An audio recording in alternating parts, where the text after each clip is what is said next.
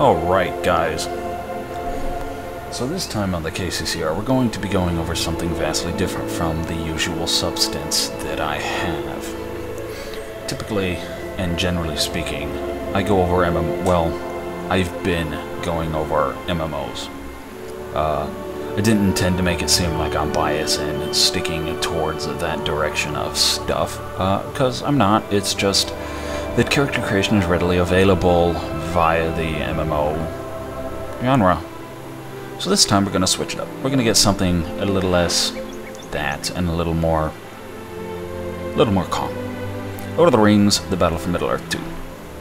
Now, this is an RTS game. It's a few years old, and there is obviously a first one. Now, I do not have the first one, so we wouldn't be going over that. I've played it, and even if I did have it, I don't enjoy it as much as the second one. So as always, we're doing character creation.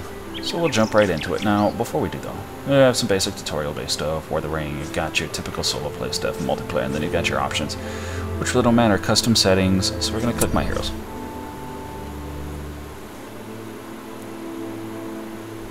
And you're brought here. This is any heroes that are already created. Now, outside of Sinclair, all of these were pre-generated heroes. For the game that have been here, for anybody that gets the game, they'll be there too. This is my hero, but we're not looking at that. So we're going to go to New Hero. And then you're brought here. You choose your class, but class in and of itself isn't...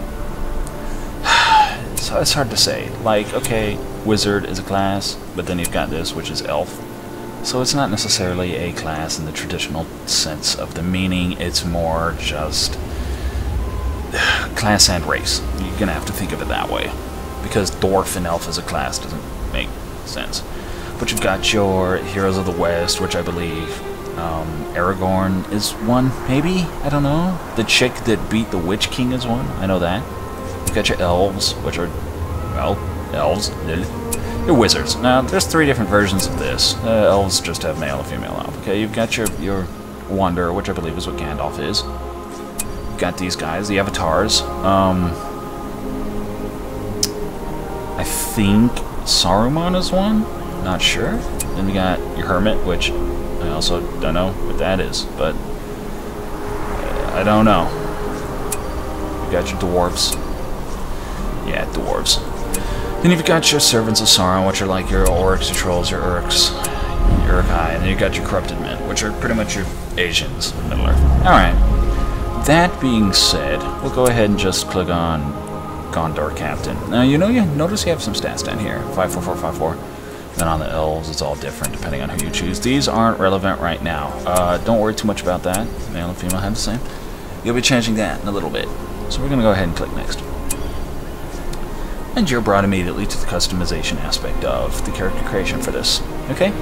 So you've got your typical put your name in here, and then you've got a few things you can cycle from, hair, helmets, and whatnot. And depending on the quote-unquote class, quote-unquote, that you choose, you may have more options in certain categories than others, such as, like, helmets or arms, you know, weapons. You got a few different types of weapons right here, and then you got a shield.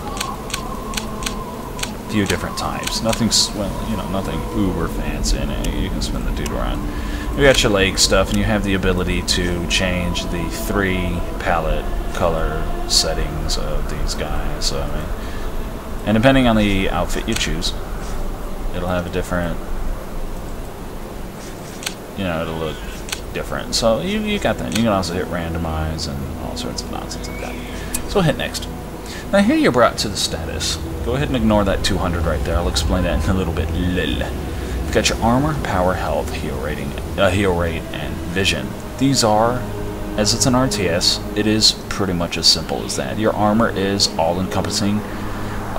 Arrow damage, sword damage, spear damage, bomb damage, fireball damage, lightning strikes, magic of any sort, fucking an ent could step on you. Armor negates damage from all of it. The higher it is, obviously, the better. Power, much like armor, is all-encompassing. The more that you have, the more damage you do with all the things I listed that armor prevents. So, depending on the class you choose, you may want to invest accordingly. Health is the most straightforward in this, as it is the higher that is, the more health you have, you know, harder to kill. So a super high health rating and a super high armor rating means you're really hard to kill, but you'll be sacrificing power, heal rate, and vision. Heal rating is about the only one that is vastly different in this. It affects your passive regeneration, which is whenever you're not in combat, you heal a little bit. I believe. I don't remember, but I believe so. It also affects stuff like healing springs or heal spells if you happen to be a class that has one, or any other form of outgoing, incoming heal towards you. I'm not 110% sure if it is an outgoing heal thing either, such as like if you did something that would, I don't know, heal another unit. I'm not sure it affects it. Vision is also as straightforward as the top 3. The higher that is, the more field of view that you have as your class. Obviously, for some classes, that's better, and for some, it's not as necessary. You can get off with none. So if we hit recommended, notice it fills this in, but it doesn't take all those points. That's because all these points are a glitch that I did to get them, if you will. As I don't play multiplayer, it's not a problem to me. I don't really care if anybody disagrees either. Single player, you're free to do what you want, man. Buy the game, you can do what you want. But if you just hit recommended, it shows you this is the amount of all these green ticks are 1 point. So that's the amount you would have otherwise, and it clearly puts it in a certain order that it believes the class would have. I'll have to show you on the wizard once we go forward and go back. The difference is, though, in this, obviously. So we're just going to hit next.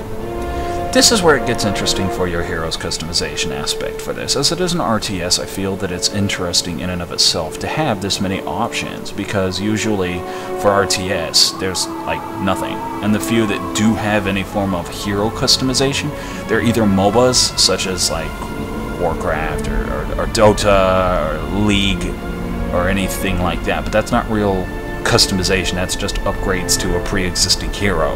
This is legitimate full customization. You create your own hero. So needless to say, this is very interesting to me because most RTS don't have that. So let me explain this. Now, you notice right down here you have 5 little blips, pips, I don't know, circles, whatever. That means you can only have 5 unique abilities. So let's just do this, so I can show you what I'm talking about. It gives you this. You enlarge your limit to 5 unique powers. You must either upgrade existing powers or select current powers or reconfigure. Well, so now I could get, let's say, this, because that's an upgrade. It doesn't give me a new ability, it just makes the ones that I have better, and this, and this, and this, and this, and this. But now if you look, I'm all full over here. So I can't get, like, tier 10 or these. So when you're customizing a hero here, you really have to really think of what you would like. I know there's some people who like to metagame, and then there's some people who simply wish to have a hero they enjoy. So before I continue on this, I'm going to go back real quick and go to... I'll click the wizard. Now, remember I said I want to show you on the wizard the difference in the stats. The base right here don't necessarily matter unless you're trying to min-max, so just click the avatar, go next, randomize, throw in that name, show you what I'm talking about. So recommended here is different than if I was, say, a hermit.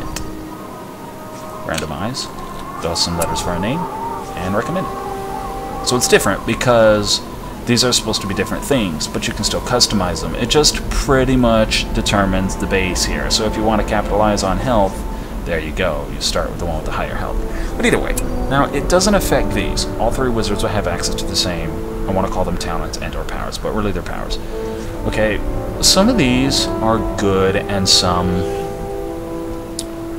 well, I mean, they're all useful, but some are situational at best, like leadership is a great example of situational. The same with True Sight is the best one I can think that's situational. Very few things are going to stealth. Golem does, but Golem's a old bitch. Most of these are self-explanatory. You've got your Fireball, which is a single target damage. I don't know if it upgrades. Still single target at higher rank. What about Lightning? Still single target. So really, if you wanted to have single target damage, you really can on a wizard. You can just pump the balls out of that, and you get a Wizard Blast, which is pretty much just a AoE blast of whitish, clear magic, yeah, it's pretty much what you see Gandalf doing in the movies. He's like swings his staff and knocks a whole bunch of guys down with like a pulse of energy. Nothing fancy, but effective. It is AoE, and it does moderate damage, and the higher upgraded one does excellent damage. But I mean, there's different tier 10s that are much more worth it. You've got teleport, which at the first stage just allows you to teleport allied units to right next to wherever the hero is. And then you, as you get to the higher ranks, you can teleport enemies and allies anywhere on the map that you at least have visible. The tier 10 tier. So if you're a wizard, and as I said, you can only have 5 unique abilities, and you really want this, and if you're a wizard and you don't have this, you're doing something weird. I mean, you can do it, and you'll be effective nonetheless, but it's weird. Shockwave is an instant kill. Word of Power is what it is, yeah. It's a PB AoE attack that has a decent enough cooldown, but when you use it, it wipes out anything around the wizard, like anything, other heroes included, I believe. You've got the convert enemy, which fucking sucks. I was playing a skirmish and a wizard used it on me and just took absolutely fucking everybody from me. It sucks. And then you've got a what is that? Call of the Herd? Yeah, turns people into cows and chickens and shit like that. Blink is a self-teleport for the wizard. I don't recall, but I think it can teleport the wizard himself to anywhere that is visible on your map. By visible, I mean you have a unit that can see it, or the wizard has been there and seen it himself. Light Blast is the exact same ability Gandalf used against what Nazgul's Drake. What the hell are they called? The Nazgul's dragon-like things in the sky, that white beam he shot up that just look like sunlight. That's pretty much all it is. It's good against those because those are in the game, but outside of that, it's got it just does damage. And of course, you've got a curse enemy, which is, you know, timers. All these abilities that you have that are active have timers. Obviously, Word of Power, as powerful as it is, has a really long timer, so you can't just click, click, click. So as I said, when it comes to these, I mean, you can build a certain way. You can make them, you know, let's see, you could give them blink and then teleports, and then teleport all your enemy units into, say, an enemy camp. Or you could blink him in there and use Call of the Herd and then convert all the enemies, and you know, so you've got a lot you can do. Go back real quick and show you a little bit more. Let's click fucking that, because why the hell not? Let's do randomize, because what the fuck not? You've got a lot going on, different, whoa, holy shit, lol. Bunch of different weapons you can have. Same thing here, recommended, obviously. You would expect that. I would really expect that of a troll. We've got an interesting amount of different powers here that all... No real tier 10s outside of the first few things. Call reinforcements. It's actually a pretty good ability at the higher ranks you have. I mean, it's possibly one of the only ones that I would take over, say, Word of Power, because when you use it, you summon, you know, the lower ranks, you summon, like, a few hordes of units, but the higher ranks summon a gigantic amount of units, and they're permanent.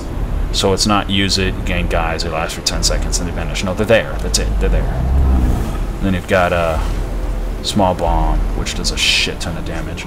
So you've got a lot of stuff you can do, and then...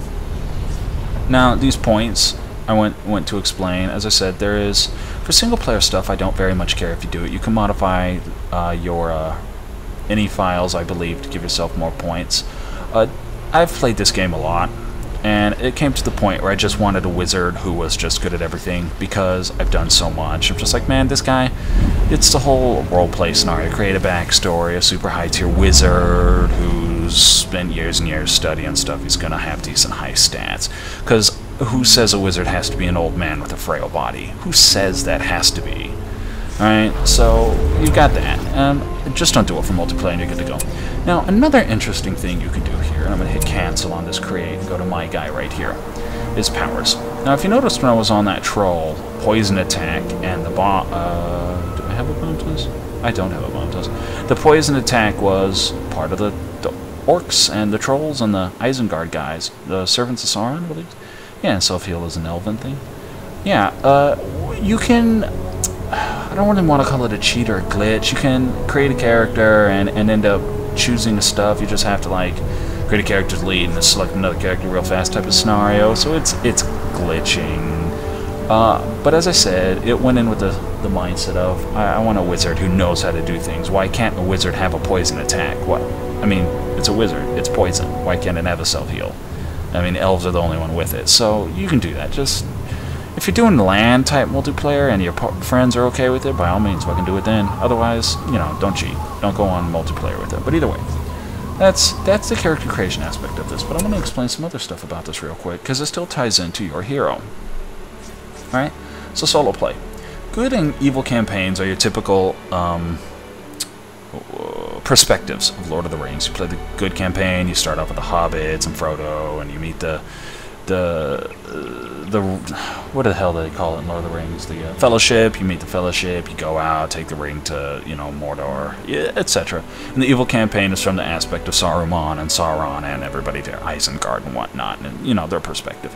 So it's pretty good. Now, the reason I'm mentioning this is because the hero that you create and the pre-generated ones over here, those guys can be used irrelevant of what side you're playing in the campaigns. If you're evil campaign, you can use an elf, as long as you've made it. You obviously cannot use Legolas, because he's not part of Isengard. It wouldn't make sense, canonically speaking. But your generated heroes can be used, because for all intents and purposes, they're just mercenaries. War of the Ring is the one that I like the most. This is... I can go ahead and click it, give you a general idea of how the map works. Okay, let's just go ahead and scroll up here and go to War of the Ring. You got rules. Okay, that'll type auto-resolve and RTS. And then you've got no timer, auto-resolve, dynamic, allow ring heroes, allow custom ring heroes and custom heroes. That's it. Ring heroes are your typical guys, custom heroes are the guys you make. So, ring heroes are tied to the faction that you are. If I'm Elves, for example, right here, I'll have all the ring heroes that are part of the books and the stories of the Elves. But I can use any of the custom heroes that are made. But you can disable, enable that if you so wish. Alright, map. Let's see. So War of the Ring, the sole survivor, eliminate enemy players by conquering all their territories. This is a free-form game with no preset starter locations or claim territories. I like this the most, because it's just start and take over as fucking much as you can.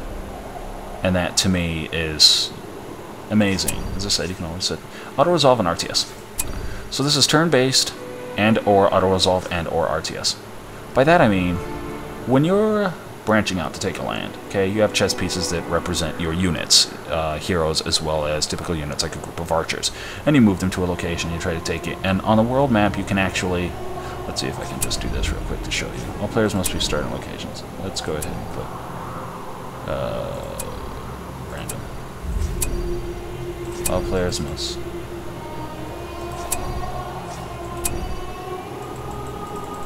What the hell? I forgot what I'm doing.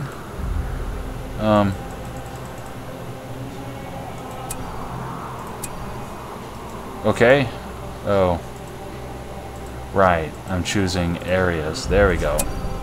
I'm dumb. I thought the highlighted meant you have to choose this. I'm stupid. Alright, so let's explain this. On this map here, I'll zoom out. This is all turn-based stuff, okay? This aspect.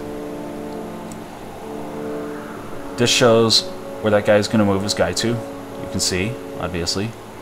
But they're not doing it until you do it. I believe this is me. On the world map, you have the option to build certain things. Like you can click this, and over here, build some stuff. So like, you want a million tree for the elves is your resource gather. And as you conquer lands, let's say I want to take him, move him here. And then when you end your turn, they'll carry out their stuff, and these guys' stuff will carry out their stuff too. Now, let's say this guy over here and me were to vie for this area right here. We'd both move there, our units, whatever units we put there. If I already controlled it, I could build stuff previously. Otherwise, we'd fight for that in a regular, think skirmish. You start up, you're put in a random location within it, and you fight. And you have a certain amount of units based on who you've put there. You know, if you only have one guy and they have a whole bunch of people they move there, you're going to be boned. But let's say you own that land, or let's say this guy comes over here and takes this from me. Whatever I built right here are going to be in there. If I haven't built anything right here and they try to take that from me, then I'm going to have nothing. And they won't either. but that's good. Now, as I said, this is gameplay, and they're like, well, that's not what you do. You're right, but the fact that you can use your hero, let's see here, how I do this. You actually have to recruit your hero, and I do not remember how. As you see, I have all the elf heroes. Let's see. I believe armies, yeah. Territory structures. You have to build the barracks, and then once you build the barracks, you can recruit your hero. As you see, you have your end phase and whatnot. So, the reason I mentioned this is because it ties in, and most RTS, let me go ahead and hit back out here real quick. Let's go to...